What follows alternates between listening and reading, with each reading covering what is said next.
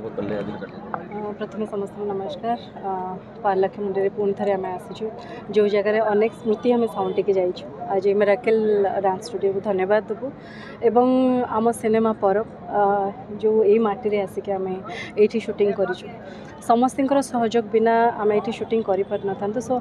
प्रत्येक व्यक्ति को अशेष धन्यवाद अंतर जो मैंने आमको सहयोग करते। परब आमर इमोशन परब आम ओडिशार कथा आम माटीर कथा आम कल्चर जमती आम कहूँ सब आम ओडिशा 12 मासरे 13 पर्व किंतु यही पर्व को जिते आपण मैंने देखा आसबे पर्वर किसी कथा बा किसी वार्ता जहाँ दर्शकों रही आशा करुचु जे सिनेमाटी को हृदय स्थान देवे आशीर्वाद देवे कहीं समस्त कलाकार हूँ टेक्नीशियन हूँ